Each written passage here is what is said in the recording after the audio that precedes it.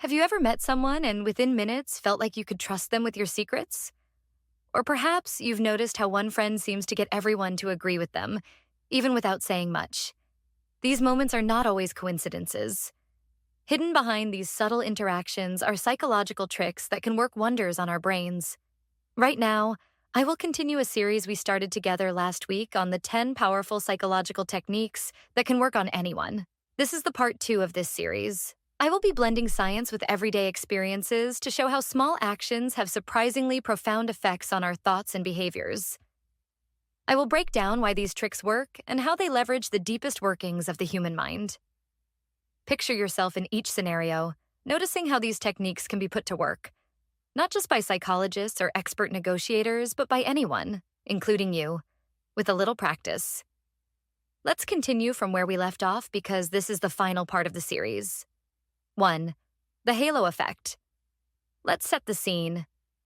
You're at a job interview, sitting across from a well-dressed, attractive individual who greets you with a warm smile. Before they've even asked a single question, you find yourself thinking, wow, this person seems really competent and trustworthy. This, my friends, is the halo effect in action, our sixth psychological trick that can work on almost anyone. The halo effect is a cognitive bias where our overall impression of a person influences how we feel and think about their character. Essentially, we take one positive attribute of someone and extend that positive association to everything about them.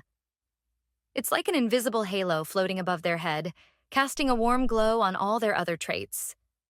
This phenomenon was first identified by psychologist Edward Thorndike in 1920.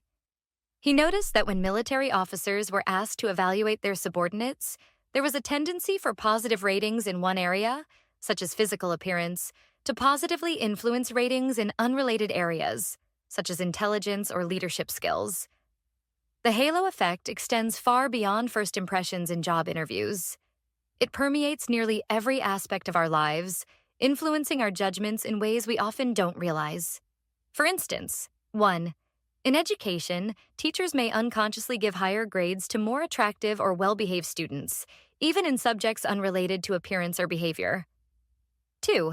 In the business world, charismatic CEOs are often assumed to be more competent leaders, regardless of their actual track record. 3. In marketing, celebrities endorsing products can lead consumers to attribute positive qualities of the celebrity to the product itself. 4. In personal relationships, we might overlook flaws in people we find attractive or charismatic, viewing their negative traits in a more forgiving light. But why does this happen? The halo effect is essentially a mental shortcut our brains use to simplify complex information.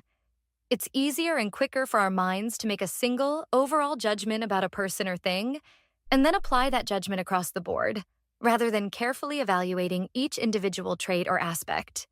This cognitive bias is closely related to our innate tendency to seek consistency in our thoughts and beliefs.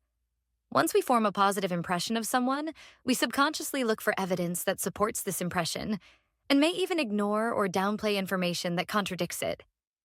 A fascinating study by Richard E. Nisbet and Timothy DeCamp Wilson in 1977 demonstrated the power of the halo effect. They showed participants 2 interviews with a college instructor. In one version, the instructor was warm and friendly. In the other, he was cold and distant. Participants who saw the warm version rated the instructor's appearance, mannerisms, and even his accent as more appealing than those who saw the cold version, despite these attributes being identical in both videos. The halo effect can have significant real-world implications. In the justice system, for example, studies have shown that more attractive defendants are less likely to be found guilty and tend to receive lighter sentences if convicted. In the workplace, it can lead to biased hiring decisions or performance evaluations that aren't based on objective criteria. However, it's important to note that the halo effect isn't always negative. It can sometimes serve as a useful heuristic, allowing us to make quick judgments in situations where we don't have time to carefully evaluate every aspect of a person or situation. The key is being aware of this bias and knowing when to rely on quick impressions versus when to engage in more careful, critical thinking. Understanding the halo effect can help us in various ways. 1. Self-awareness. Recognizing this bias in ourselves can help us make more objective judgments and decisions. 2. Professional development. In fields like management or education, being aware of the halo effect can lead to fairer evaluations and more equitable treatment of others. 3. Marketing and branding. Companies can leverage the halo effect to create positive associations with their products or services. 4. Personal relationships. Understanding this effect can help us form more balanced views of the people in our lives, recognizing that everyone has both strengths and weaknesses. To mitigate the potentially negative impacts of the halo effect, we can 1. Practice conscious evaluation. Take time to consider individual traits or aspects separately rather than making blanket judgments. 2. Seek diverse perspectives. Consult with others to get a more rounded view of a person or situation. 3. Use objective criteria. When evaluating others, establish clear, measurable criteria beforehand to reduce subjective bias. 4. Challenge our initial impressions. Make a habit of questioning our first judgments and looking for evidence that might contradict them. The halo effect serves as a powerful reminder of how our perceptions can be shaped by subtle, often unconscious influences. By understanding this psychological trick, we can strive for more balanced, fair judgments in our personal and professional lives. It encourages us to look beyond surface impressions and dig deeper, fostering a more nuanced understanding of the world around us. 2. The anchoring effect. Imagine you're at a high-end boutique, eyeing a sleek designer watch. The price tag reads $1,000, which seems steep, but then the salesperson informs you it's on sale for $600. Suddenly, $600 feels like a bargain, even though it's still a significant amount. Welcome to the world of anchoring, our 7th psychological trick that can work on almost anyone. The anchoring effect is a cognitive bias where we rely too heavily on the first piece of information offered, the anchor, when making decisions. This initial information serves as a reference point, influencing subsequent judgments and decisions, often in ways we don't consciously realize. This phenomenon was first described by psychologists Amos Tversky and Daniel Kahneman in 1974. Their groundbreaking research showed how arbitrary numbers could significantly influence people's estimates on unrelated topics. The power of anchoring lies in its subtlety and pervasiveness. It affects our decision-making in countless scenarios. 1. In negotiations, the first offer often serves as an anchor, influencing the entire negotiation process. 2. In retail, original prices are often inflated to make sale prices seem more attractive. 3. In real estate, listing prices can anchor our perception of a property's value, even if they're unrealistic. 4. In salary discussions, the first number mentioned often becomes the reference point for further negotiations. But why does anchoring work so effectively? The answer lies in how our brains process information. When faced with uncertainty, we tend to grasp onto any available information to help us make sense of the situation. The anchor provides this initial reference point, and our subsequent thoughts and estimates tend to stay close to this anchor, even if it's arbitrary or irrelevant. A classic demonstration of anchoring comes from a study by Tversky and Kahneman. They asked participants to estimate the percentage of African countries in the United Nations. Before giving their estimate, participants spun a wheel that landed on either 10 or 65. Those who saw 10 estimated an average of 25% of African countries in the UN, while those who saw 65 estimated 45%. The random number from the wheel had significantly influenced their judgments. The anchoring effect isn't limited to numerical estimates. It can also influence more complex judgments and decisions. For instance, in legal settings, the amount of damages requested in a lawsuit can anchor jurors' decisions, even if the amount is unreasonable. In the digital age, anchoring has found new avenues of expression. Online retailers often use anchoring in their pricing strategies, showing inflated original prices crossed out next to sale prices. Social media platforms might show a high number of likes or views on certain posts, anchoring our perception of their importance or quality. However, it's crucial to note that while anchoring is powerful, it's not infallible. Experts in a field are generally less susceptible to anchoring in their area of expertise. Additionally, when people are made aware of the anchoring effect, they can sometimes adjust their judgments to compensate for it. Understanding the anchoring effect allows us to be more critical consumers and decision makers. Here are some strategies to mitigate its influence.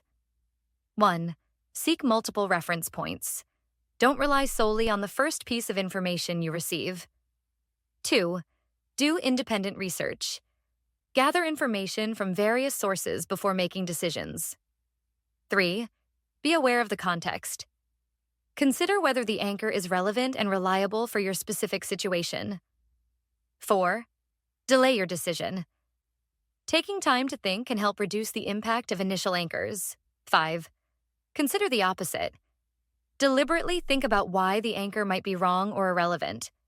In professional settings, understanding anchoring can be particularly valuable. 1. In sales, strategically setting anchors can influence customers' perceptions of value. 2. In negotiations, being aware of anchoring can help you set effective starting points and recognize when others are using this tactic. 3. In project management, initial time or budget estimates can anchor expectations, so it's important to base these on realistic assessments. 4. In financial forecasting, being aware of anchoring can help analysts avoid being unduly influenced by past performance or industry benchmarks. The anchoring effect serves as a powerful reminder of how our judgments and decisions can be shaped by subtle, often arbitrary influences. It underscores the importance of critical thinking and gathering diverse information before making important choices. By understanding this psychological trick, we can strive for more balanced, well-informed decisions in both our personal and professional lives. As we navigate through a world filled with information and choices, the awareness of anchoring encourages us to question our initial assumptions and dig deeper. It reminds us that our perceptions of value, quality, and even truth can be significantly influenced by the context in which information is presented. This knowledge empowers us to be more discerning consumers, negotiators, and decision makers, ultimately leading to better outcomes in various aspects of our lives. 3. The power of reciprocity. Picture this. You're at a supermarket, browsing the aisles when a friendly employee offers you a free sample of a new cheese. After tasting it, you feel a subtle urge to buy the product, even if you hadn't planned on purchasing cheese. This, my friends, is the power of reciprocity in action, our 8th psychological trick that can work on almost anyone. The principle of reciprocity is a social norm that involves in-kind responses to the behavior of others. In simple terms, when someone does something nice for us, we feel compelled to return the favor. This deep-seated urge to reciprocate is a fundamental aspect of human social behavior, found across cultures and throughout history. Reciprocity is so ingrained in our social fabric that anthropologist Richard Leakey once said, "We are human because our ancestors learned to share their food and their skills in an honored network of obligation." This principle has been crucial for the development of human societies, fostering cooperation and mutual aid. But why is reciprocity so powerful? The answer lies in our evolutionary history and social psychology. 1. Survival advantage. In early human societies, reciprocity increased the chances of survival. Those who shared resources were more likely to receive help when they needed it. Social bonding. Reciprocal actions build trust and strengthen social connections, which are vital for human well-being. 3. Fairness and balance. Reciprocity satisfies our innate sense of fairness and helps maintain social equilibrium. 4. Avoiding social debt. We often reciprocate to avoid feeling indebted or obligated to others. The power of reciprocity was famously demonstrated in a series of experiments by psychologist Robert Cialdini. In one study, a researcher posing as a fellow student asked subjects to buy raffle tickets. In half the cases, the researcher first offered the subject a can of soda. The results were striking. People who had received the soda were twice as likely to buy raffle tickets, and they typically bought more tickets than those who hadn't received the drink. This principle extends far beyond free samples or small favors. It influences our behavior in numerous ways. 1. In business, the practice of corporate gift-giving leverages reciprocity to build relationships and potentially influence decisions. 2. In politics, lobbyists often use gifts and favors to create a sense of obligation among lawmakers. 3. In marketing, free trials or samples create a sense of indebtedness that can lead to purchases. 4. In personal relationships, the exchange of favors and gifts helps strengthen bonds and maintain connections. However, it's important to note that reciprocity can also be used manipulatively. Salespeople, marketers, and even scammers sometimes exploit this principle to influence behavior in ways that may not be in the recipient's best interest. Understanding the power of reciprocity can help us navigate social situations more effectively. 1. In networking, offering help or resources to others can lead to valuable reciprocal relationships. 2. In teamwork, a culture of mutual support and reciprocity can enhance collaboration and productivity. 3.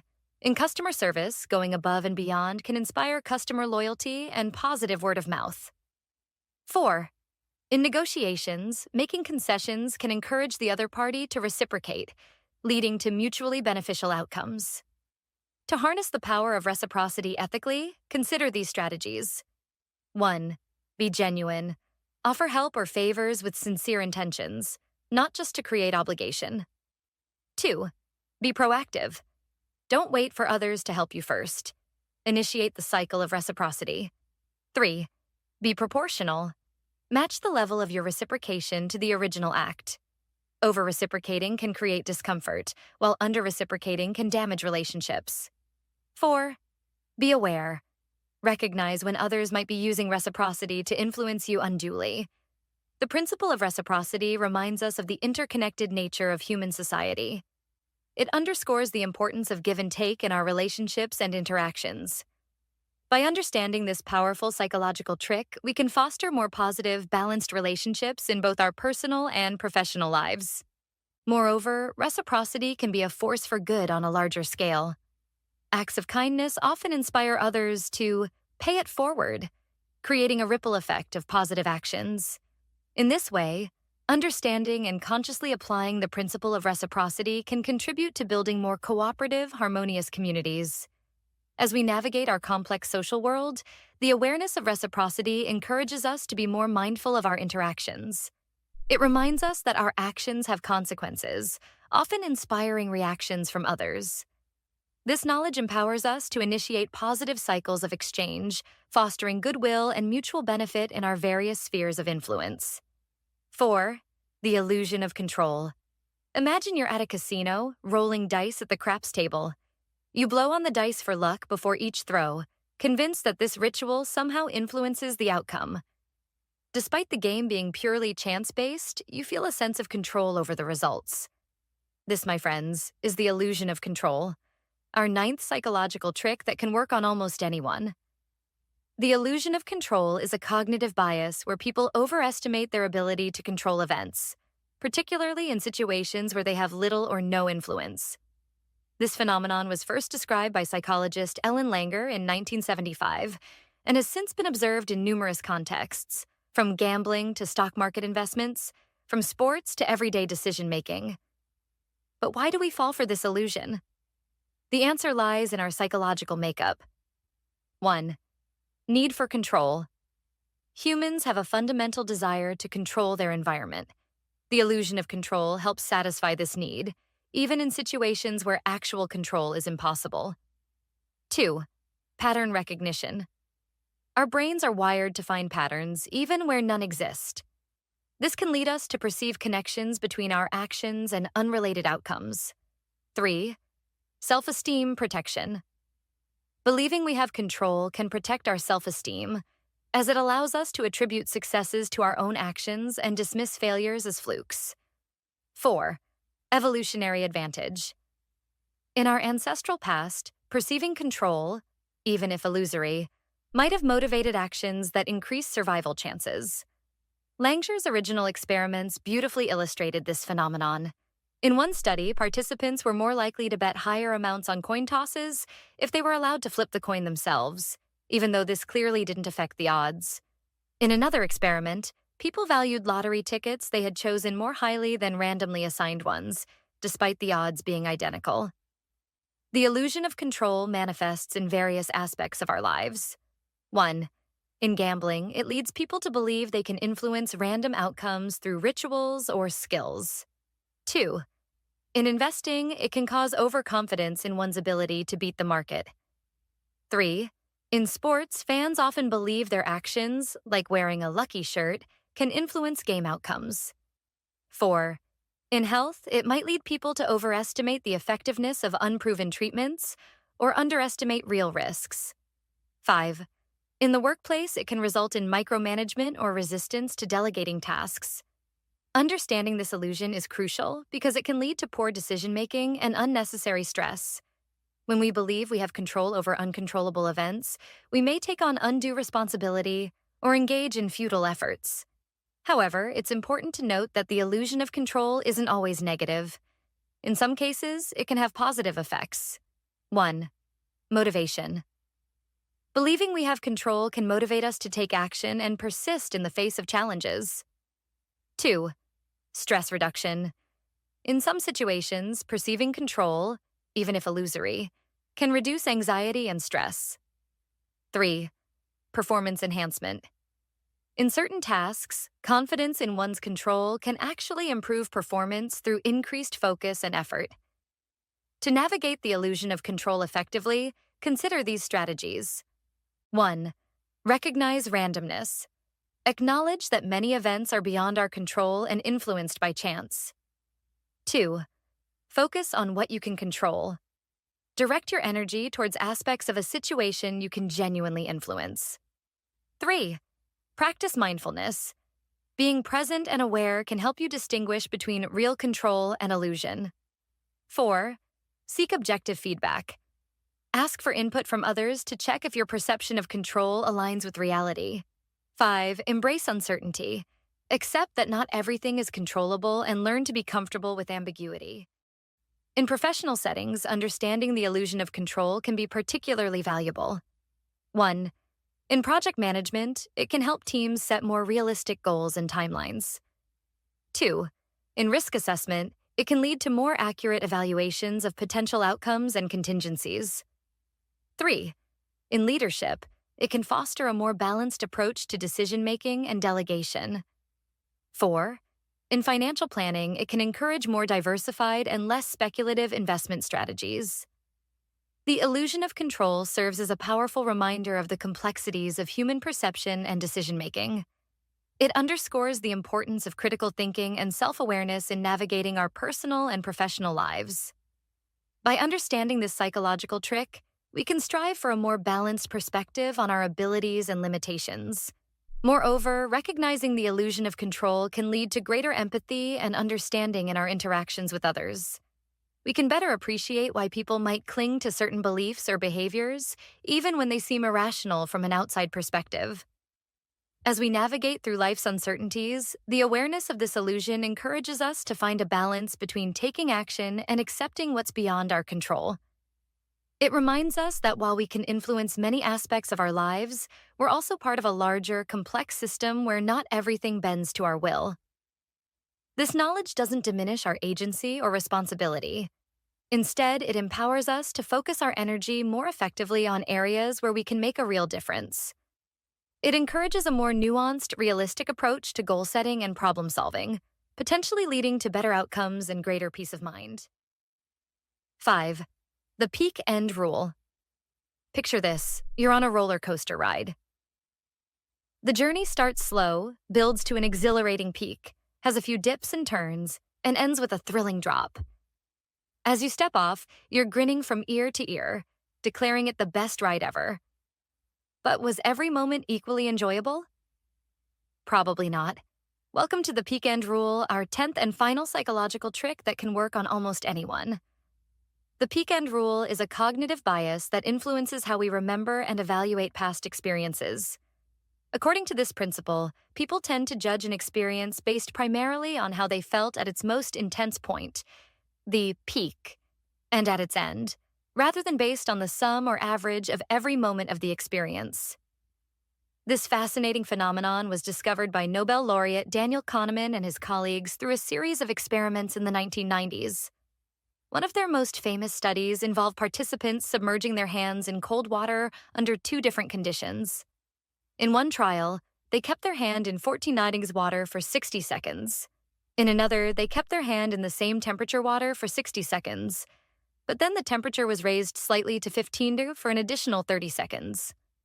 Logically, you might expect participants to prefer the shorter experience. However, when asked which trial they would rather repeat, most chose the longer one. Why?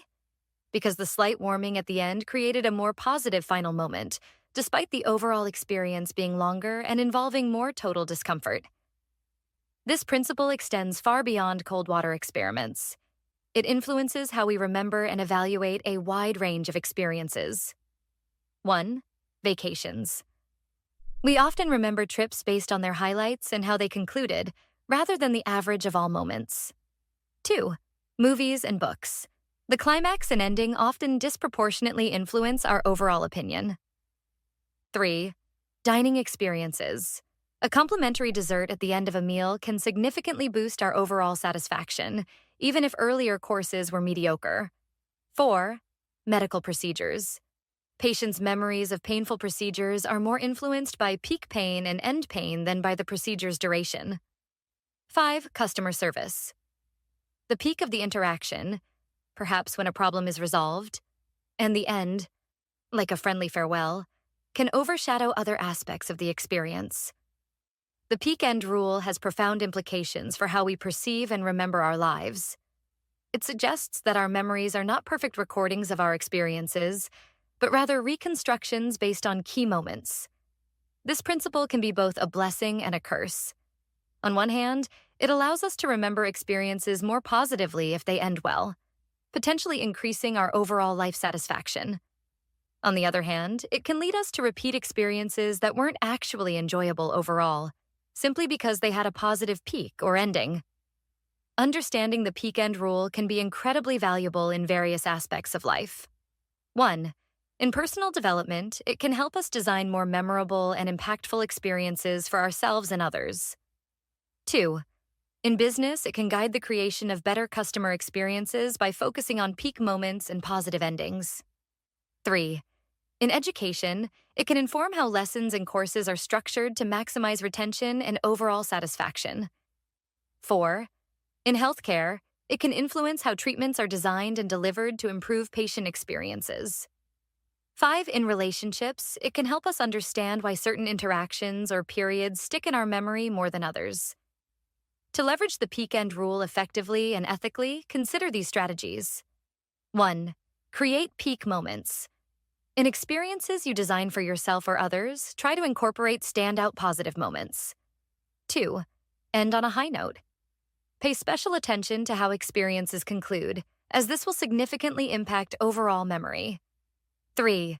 Reframe negative experiences. If possible, try to end difficult situations on a more positive note to improve how they're remembered. 4. Be aware in decision-making. When evaluating past experiences, try to consider the entire experience, not just the peaks and endings. 5. Use it in storytelling. When recounting experiences, emphasizing peaks and endings can make your stories more memorable and impactful. The peak end rule serves as a powerful reminder of the subjective nature of our memories and experiences. It underscores the importance of key moments in shaping our perceptions and decisions.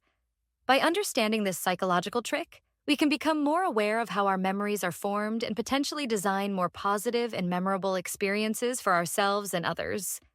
Moreover, this principle highlights the complexity of human memory and decision-making. It reminds us that our choices are not always based on rational calculations of total benefit, but are heavily influenced by standout moments and final impressions. As we navigate through life, the awareness of the peak end rule encourages us to be more mindful of how we experience and remember events. It empowers us to shape our experiences and memories more intentionally, potentially leading to greater satisfaction and more informed decision-making. As we round things up, these 10 psychological tricks, from mirroring to the peak end rule, offer fascinating insights into the human mind. They reveal how our thoughts, feelings, and behaviors can be influenced in subtle yet powerful ways.